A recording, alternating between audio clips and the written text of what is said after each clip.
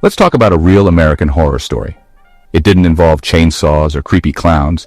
This one was perpetrated by the very people sworn to protect us, the United States government. For 40 years, from 1932 to 1972, the U.S. Public Health Service conducted a study in Macon County, Alabama, that would shock the nation. They called it the Tuskegee Study of Untreated Syphilis in the Negro Male. Catchy, right? The study involved 600 black men, 399 of whom had syphilis. These men, mostly poor and uneducated sharecroppers, were enticed with the promise of free medical care.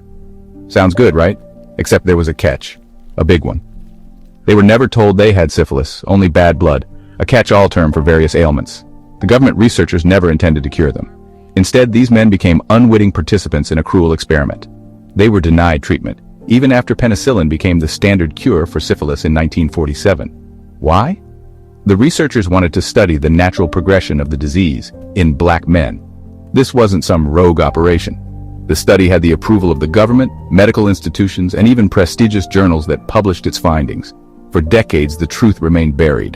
But in 1972, a whistleblower, Peter Buxton, finally broke the story. America was horrified.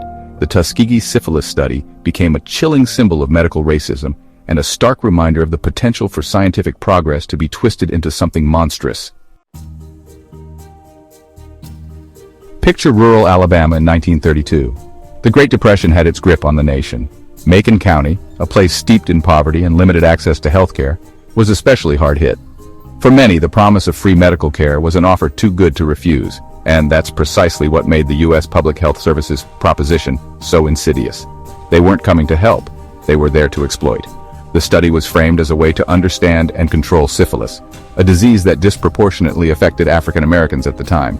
But the researchers weren't interested in finding a cure for the men of Macon County. They already knew arsenic and later penicillin were effective treatments. No, these men were seen as nothing more than lab rats.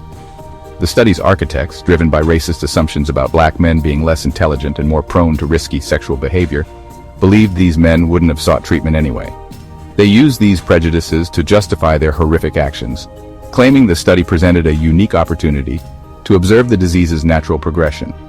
Dr. Talia Farrow Clark, one of the study's architects, even argued that the men were better off receiving the placebo treatments and misleading tests offered by the study than if they were left untreated in their communities.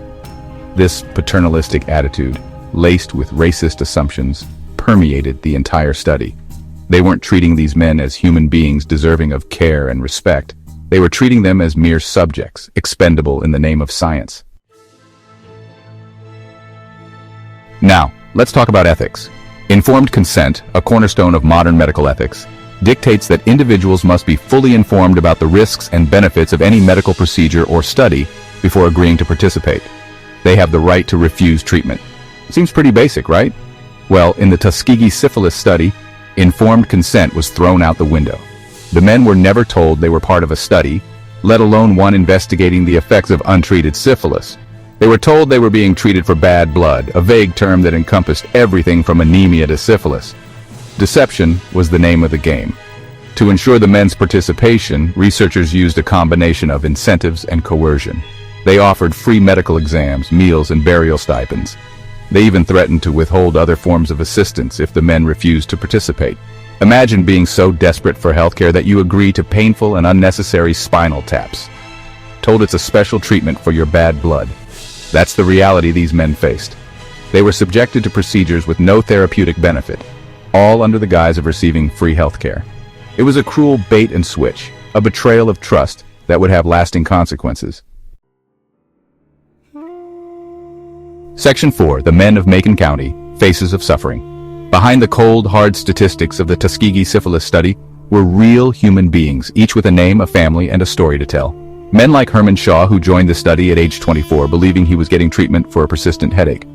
He lived with syphilis for over 40 years, enduring the debilitating effects of the disease, including blindness and dementia. Then there was Freddie Lee Tyson, who, despite experiencing severe headaches and blurred vision, was repeatedly denied treatment for his syphilis. He endured years of pain and suffering, his life tragically cut short by the disease. These weren't just numbers on a spreadsheet, these were husbands, fathers, brothers, sons. The study's impact extended far beyond the men themselves. Wives contracted syphilis from their husbands, unaware of the true nature of their illness. Children were born with congenital syphilis, facing a lifetime of health challenges. The study's ripple effects spread through generations, leaving a trail of pain, suffering, and loss. The men of Macon County were robbed of their health, their dignity, and their right to make informed decisions about their bodies. Their stories serve as a stark reminder of the human cost of medical exploitation and the urgent need to prioritize ethical considerations in all research. Section 5. The Aftermath. A legacy of distrust and disparity.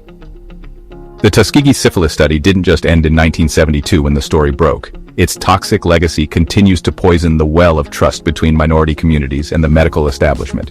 Imagine being told to trust a system that, for decades, used your people as guinea pigs in a horrific experiment. It's no wonder that many African Americans harbor a deep mistrust of the healthcare system.